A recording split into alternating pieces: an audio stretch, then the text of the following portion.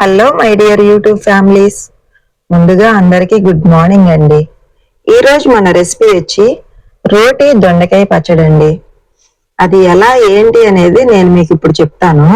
So దానికంటే ముందుగా మనం దొండకాయలు తరచుగా తెస్తూ ఉంటాము.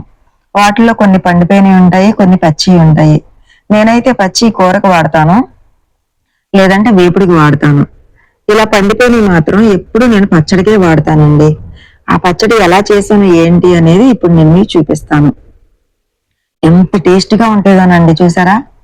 ముందుగా స్టవ్ వెలిగించుకొని కళాయి పెట్టుకొని మీ దగ్గర మిగిలిపోయిన దొండకాయలు ఎన్నైతే ఉన్నాయో ఆ క్వాంటిటీలో ఆయిల్ అయితే తీసుకోండి. నా దగ్గర అయితే అరకిలో ఉన్నాయి. సో అరకిలోకి నేను 150 గ్రాముల నూనె పోసాను. 4 రెమ్మలు కరివేపాకు వేసానండి. ఒక 20 దాకా పచ్చిమిర్చి వేసా. పచ్చిమిర్చి చూసారా నాకు ఎంత పెద్దగా ఉన్నాయో. ఒక అర స్పూను ధనియాల పౌడరు, ఒక అర స్పూను జీలకర్ర పౌడర్ వేసానండి. ఇవి కొంచెం వేగిన తర్వాత ఇప్పుడు కోసి పెట్టుకున్నటువంటి దొండకాయ ముక్కలు కూడా వేసేసుకుందాము. ఒక్క దొండకాయని ఇలా 4 భాగాలు అయితే చెయ్యాలండి. చూసారా, అప్పుడే మనకి తొందరగా అనేది మగ్గుతుంది అనమాట దొండకాయ. సో ఇలా వేసేసిన తర్వాత టేస్ట్ కి సరిపడా సాల్ట్ వేసుకోండి. అర టీ స్పూన్ పసుపు వేసుకోండి. ఇవి అన్ని బాగా కలిసేంత వరకు తిప్పి మూత పెట్టేయండి. ఇవి మాక్సిమం మగ్గడానికి పావు గంట అయితే టైం పడుతుందండి. ఇవి మగ్గేటప్పుడు మంట సిమ్ములో మాత్రమే పెట్టాలండి, గుర్తుంచుకోండి. హైలో పెట్టకూడదు, అలానే మీడియంలో కూడా పెట్టకూడదు. పైకి వేగినట్టు అనిపిస్తే గానీ లోపల ఉడకవు అనమాట. సో సిమ్ములోనే పెట్టి పావు గంట 20 నిమిషాలు వదిలేయండి. ఇవి ఈ రకంగా మగ్గిన తర్వాత ఒక పావు కిలోకి ఎక్కువ, అరకిలోకి తక్కువ అండి టమాటాలు అవి వేసుకోండి. ఎందుకంటే మనం అరకిలో దొండకాయ ముక్కలు వేసాం కాబట్టి అరకిలో టమాటాని వేయకూడదు. అరకిలోకి 1-2 తగ్గించండి. సో టమాటా ముక్కలు కూడా మగ్గిపోయిన తర్వాత అప్పుడు మనం ఇలా కాస్త కొత్తిమీర, అట్లాగే 7-8 రెమ్మలు ఉల్లిపాయలు వేసుకోవాలి. ఇవి కూడా వేసిన తర్వాత కనీసం ఒక పావు గంటన్న మగ్గించాలండి. ఇదిగోండి, మగ్గిన తర్వాత మనకి నూనె అయితే ఎలా బయటికి రావాలి. టమాటాలో ఉన్న గుజ్జు అయితే కనబడకూడదు, ఓన్లీ నూనె మాత్రమే కనిపించాలన్నమాట కళాయిలో. సో అప్పుడు మనకి టమాటా పచ్చడి అనేది రెడీ అయ్యింది అని అర్థం. అట్లా రెడీ అయిన పచ్చడిని తీసుకొచ్చి ఇట్లా రోట్లో రుబ్బుకోండి. రోట్లో పచ్చడి చాలా అంటే చాలా టేస్టీగా ఉంటుందండి. ఈ మధ్యకాలంలో రోట్లో పచ్చడి అనేది రుబ్బడం మానేసాము. సో అప్పుడప్పుడు ఇట్లా రోట్లో రుబ్బి చూడండి, చాలా అంటే చాలా బాగుంటది టేస్ట్. ఎంత అన్నం తినేవాళ్ళం అంత అన్నం తింటాము.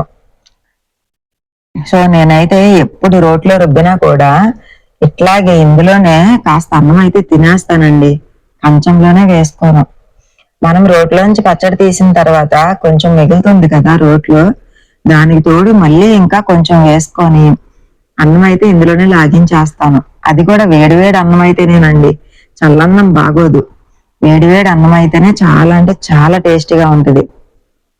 అంతేకాదండి, మీ దగ్గర దొండకాయ ముక్కలు ఎప్పుడైనా ఇట్లాగా లైట్ గా పండిపోతే గనక వేస్ట్ చేయకోకుండా ఇట్లా పచ్చడి చేయండి. కాస్త మీ దగ్గర పావు కిలో దొండకాయలే పండిపోయినాయి అనుకోండి, అప్పుడు ఒక 3-4 టమాటాలు వేసుకొని ఇట్లా పచ్చడి చేసుకోండి. 2 మనుషుల కన్నా వస్తుంది. లేదు పావు కిలో కన్నా తక్కువే పండిపోయినాయి అనుకోండి, ఒక 2 టమాటాలు వేసి పచ్చడి చేసుకోండి.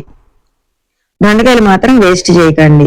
పచ్చడి మాత్రం చాలా అంటే చాలా బాగుంటుంది దొండకాయ పచ్చడి. పైగా రోటి దొండకాయ పచ్చడి అంటే ఇంకా చెప్పక్కర్లేదు. అసలు టేస్ట్ అయితే అల్టిమేట్ అనమాట. మీరు ఎవరైనా ఈ వీడియో చూస్తున్నట్లయితే ఒక్క లైక్ చేయండి. కొత్తగా చూస్తున్న వాళ్ళైతే ప్లీజ్ సబ్స్క్రైబ్ చేయరా. ఇలాంటి వంటకాలు మన ఛానల్లో మరెన్నో తీసుకొస్తూ ఉంటాను. అంతేకాదండి, మన ఛానల్లో ఇంకా వీడియోస్ అయితే ఉన్నాయి. మీరు ఫ్రీగా ఉండే టైంలో ఒక్కసారి విజిట్ చేయండి. ఇంకా వంటకాలతో మేము ముందుకు వస్తూనే ఉంటాను, రకరకాల వంటకాలు చేస్తాను. సో రోటీ పచ్చడి మాత్రం చేయటం మర్చిపోకండి. అప్పుడప్పుడు వారానికి ఒక్కసారైనా చేసుకొని తినండి, చాలా అంటే చాలా బాగుంటుంది. ఇప్పుడున్న జనరేషన్ కి రోటీ పచ్చడి అనేది చాలా అంటే చాలా తక్కువ అండి తినేది. మనమే అలవాటు చేయాలి అప్పుడప్పుడు. సో అందుకని నేను అప్పుడప్పుడు ఇట్లా రోటీ పచ్చడి అయితే చేస్తూ ఉంటాను అనమాట. మా పిల్లలు బాగా ఇష్టంగా తింటారు. మా చిన్నోడైతే మరీను బాగా తింటాడు. మా పెద్దోడికైనా మా చిన్నోడికైనా టమాటా పచ్చడి అంటే చాలా ఇష్టం అండి. అందుకే ప్రతి దాంట్లో టమాటా కలుపుతాను. సో బాయ్ అండి.